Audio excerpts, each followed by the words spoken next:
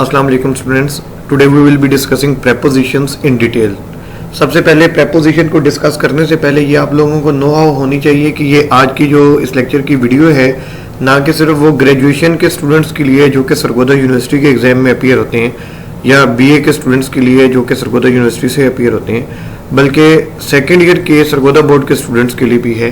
जैसा कि सरगोदा बोर्ड का सेकेंड ईयर का एग्ज़ाम होता है तो उसमें 5 मार्क्स की प्रेपोजिशन होती है। स्टूडेंट की कन्वीनियंस के लिए सेकेंड ईयर के लिए ये वीडियो 2 से 3 पार्ट्स में डिवाइड की गई होगी, और जो ग्रेजुएशन के बीए के, बीएससी के या उसके अलावा बीएस के स्टूडेंट्स होंगे उनके लिए ये वीडियो भी 2 से 3 पार्ट्स में डिवाइड की गई है। तो सबसे पहले हम ये देखते हैं कि प्रेपोजिशंस किसको कहा जाता है। It is an important part of English language, कि इंग्लिश लैंग्वेज के ये एक इम्पॉर्टेंट पार्ट है preposition. It is used to show a relationship between a noun और प्रोनाउन इन अ सेंटेंस, कि नाउन और प्रोनाउन के साथ रिलेशनशिप को शो करने के लिए प्रेपोजिशन का हम लोग यूज करते हैं।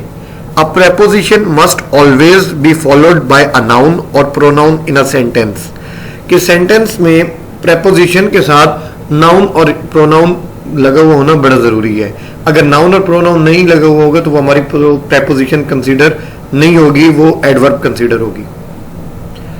अब हम ये देखते हैं कि प्रेपोजिशंस होती क्या है और उसकी टाइप्स क्या हैं।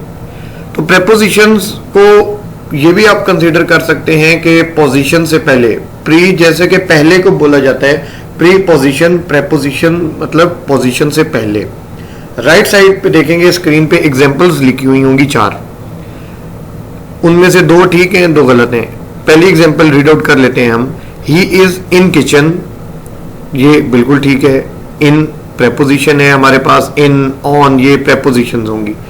अंडर, बिसाइड ये चीजें प्रेपोजिशंस हैं। ही इज इन किचन ये हमारा राइट सेंटेंस है।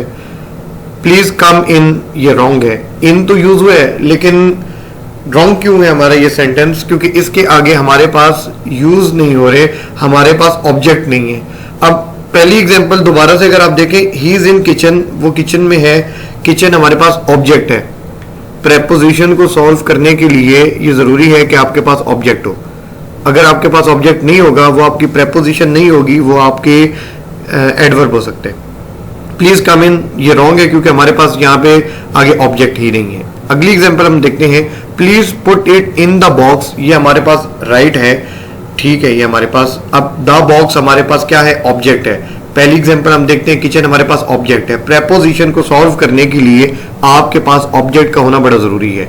फिर हम फोर्थ एग्जांपल देखते हैं, प्लीज पुट इट इन, आगे ऑब्जेक्ट नहीं है तो डेफिनेटली ये रॉन्ग होगा। मीन टू से कि प्रेपोजिशन को सॉल्व करने के लिए हमारे पास ऑब्जेक्ट का होना बड़ा जरूरी है। उसके बाद हम ये देखते हैं कि प्रेपोजिशन की टाइप्स कौन कौन सी हैं। Simple prepositions, double prepositions, compound prepositions, उसके बाद participle prepositions and phrase prepositions. ये 5 हमारे पास प्रेपोजिशन की टाइप्स हैं। आज के लेक्चर में simple preposition and double preposition को हमने गो थ्रू करने। Simple preposition, they are short prepositions used to determine a relation between noun and pronoun और even to join parts of clause और सेंटेंस। ये इसकी डेफिनेशन है। Simple prepositions में जो वर्ड्स यूज होते हैं, on, over, at, under, by, ये वर्ड्स यूज होते हैं। For example, he was sleeping on the floor, the floor वही हमारे पास आप कह सकते हैं कि ये आर्टिकल है द, और फ्लोर जो है हमारे पास ऑब्जेक्ट है। ऑन क्या है हमारे पास, सिंपल प्रेपोजिशन, सिंगल प्रेपोजिशन भी कहते हो, इसे सिंपल प्रेपोजिशन भी कहा जाता है। He took rest under a tree, under tree हमारे पास ऑब्जेक्ट है, अंडर क्या है, सिंपल प्रेपोजिशन है। उसके बाद हम आ जाते हैं double preposition. They are used by combining 2 simple preposition. Single या सिंपल प्रेपोजिशन में एक प्रेपोजिशन यूज होती है, डबल प्रेपोजिशन में 2 प्रेपोजिशंस यूज होती हैं। फॉर इंस्टेंस ब्रैकेट में वो वर्ड्स मेंशन किए गए हैं, out of, on to, in to, inside, throughout, into, ये वर्ड्स मेंशन किए गए हैं। For example, he ran out of fuel, fuel object होगा हमारे पास, आउट ऑफ हमारे पास डबल प्रेपोजिशन है। The book is inside my bag, my bag वही हमारे पास ऑब्जेक्ट है, इनसाइड हमारे पास प्रेपोजिशन है। तो ये आज का लेक्चर यहाँ पे कंक्लूड होता है। सिंगल या सिंपल प्रेपोजिशन और डबल प्रेपोजिशन के साथ। इसकी टाइप्स भी हैं। अब जो ग्रेजुएशन के स्टूडेंट हैं, चाहे वो सरगोदा यूनिवर्सिटी में एडीए के स्टूडेंट्स हैं या बीएस के स्टूडेंट्स हैं, उन स्टूडेंट्स ने इसकी डेफिनेशंस को तैयार करना है पेपर के लिए, और उसके अलावा इनकी एग्जांपल्स को देखना है उन्होंने। जो सेकेंड ईयर के स्टूडेंट्स हैं उनके सिर्फ 5 नंबर का ये ऑब्जेक्टिव पेपर में प्रेपोजिशन आते हैं, जिसे हम मारूजी कहते हैं।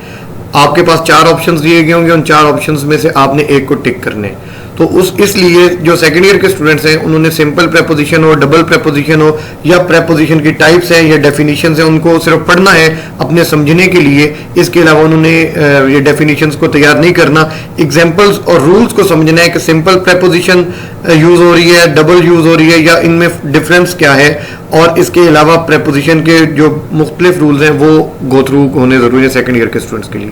और जो एडीए के स्टूडेंट्स हैं उनके लिए ये ज़रूरी है कि वो भी एग्जांपल्स को देखें, और जो बीएस के स्टूडेंट्स हैं उनके लिए ये ज़रूरी है कि उन्हें डेफिनेशंस भी आनी चाहिए, टाइप्स भी आनी चाहिए, टाइप्स की डेफिनेशंस भी आनी चाहिए। जैसा कि सरगोदा यूनिवर्सिटी का पेपर होता है, अगर तो सरगोदा यूनिवर्सिटी के पेपर में टाइप्स भी आ सकती हैं, शॉर्ट क्वेश्चन आंसर्स में, लॉन्ग में पूरी प्रेपोजिशन आ सकती है, जिसमें आपने सब डिस्कस करना है। नेक्स्ट लेक्चर में हमारे जो रिमेनिंग टाइप्स हैं उनको हम डिस्कस करेंगे और अपने रूल्स को डिस्कस करेंगे। अल्लाह हाफिज़ जी।